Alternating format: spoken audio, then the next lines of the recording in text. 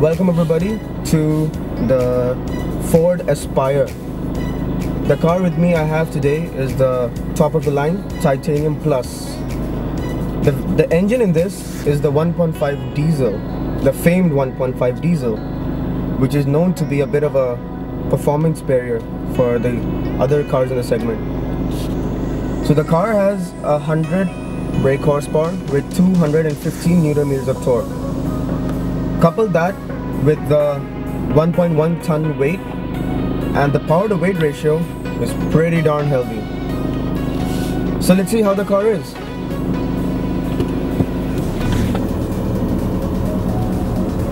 See, as soon as I slot the gear and I leave the clutch, you know, there's a very strong urgency. There's a very strong urgency to leap forward. Wow, this car is, you feel the power, you know. The car just wants to go fast all the time. I think it's a good engine, and I think it was a wise choice by Ford to launch it in this car, because the previous generation Figo had a 1.4 liter engine which had roughly 70-75 brake horsepower, which was, let's just be honest, a little short of adequate. But this is definitely way more than adequate.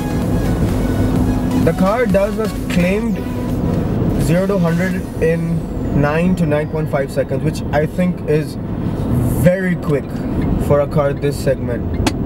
I mean, well, this segment, if you look at the cars, they have the all-new Desire, which was launched just recently.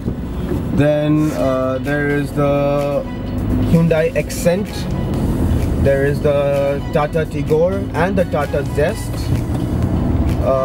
There are lots more many cars, but my pick in the segment has to be this car, because I feel that there are many points why this car actually stands out above the rest. Engine gearbox being one of the reasons only. This car is the top of the line Titanium Plus, so it has all the bells and whistles you could ever need.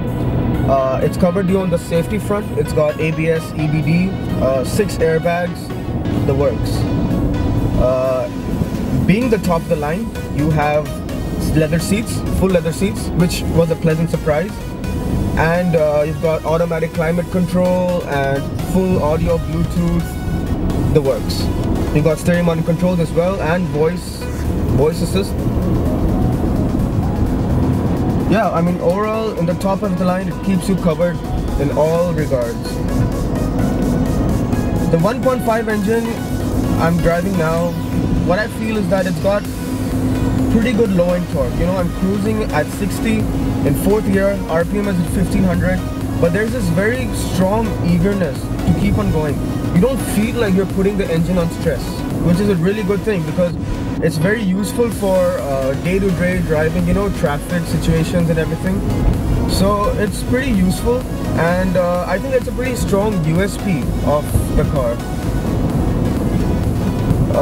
The car also has the the Ford Sync, the Sync audio, which basically pairs up with your phone, and My Key. The My Key is basically a personalized security touch, where if you code the key with the Ford Sync system, which is this, you can only open the car with that key. You cannot open with a spare key or anything. So this just makes it more secure and more safe, which is unheard of in this segment, maybe even higher segments. Pretty useful feature there. So yeah, the car is cruising very happily in a higher gear at low speeds. You don't feel like the engine is lugging like you would feel in the multi-jets, because they have huge turbo lag. This one is just cruising. It's quite a good thing. The gearbox is quite slick. Could have been a little bit slicker. Sometimes it feels a little notchy, but yeah, it's nice. It has a very good action, you know, so it slots in the gears very well. Quite like it. The car has 170 odd millimeter of ground clearance, so this means that it does not scrape anywhere. Most obstacles would be very easy to clear. The only part is that Ford has fitted the front bumper with a sort of a rubber lip. That is the only part that occasionally tends to scrape. I mean, again, that's not a problem because that rubber point was supposed to be protecting the bumper, so it does its job well. Rest of the car doesn't scrape anywhere. Keeping in mind with the performance, this car gives amazing fuel economy. It's a claimed 23-24, but upon driving it, I've also gotten the claim, maybe even more than the claim on highways. Because there's so much torque, you don't need to downshift, you can just keep it in a higher gear. Overtakes are not an issue, so this means that the less gear changes, you use less fuel, which ends up to be pocket friendly for the owner. Again, it's pretty amazing what a good package Ford has made out of this car. The ride is sublime. I'm going over slightly patchy road. It's not the smoothest of the roads, but you can't feel the undulations.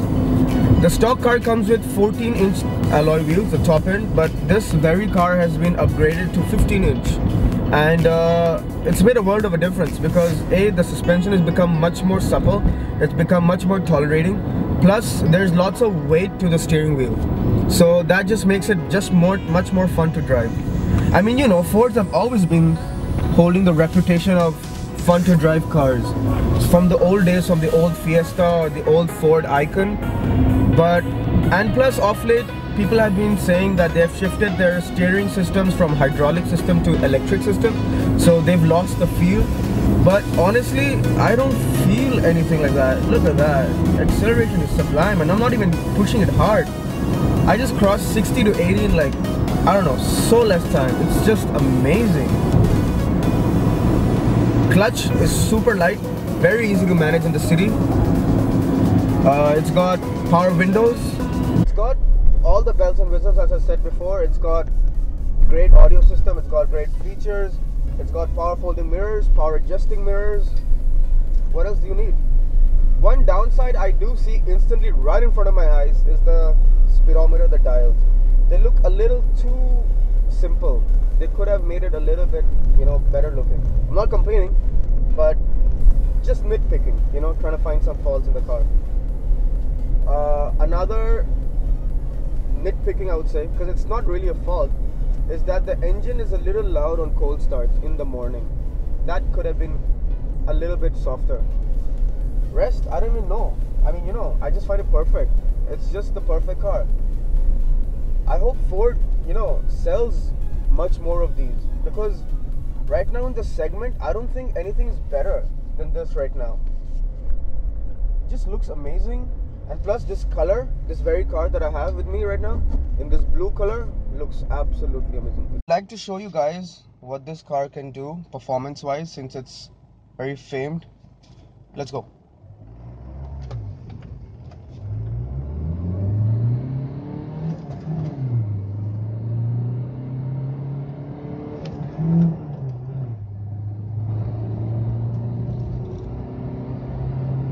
Overall, I'd like to say this package is amazing. The car fulfills all the needs. It's got a great leg room, it's got a great engine, the handling is superb, it's got all the features.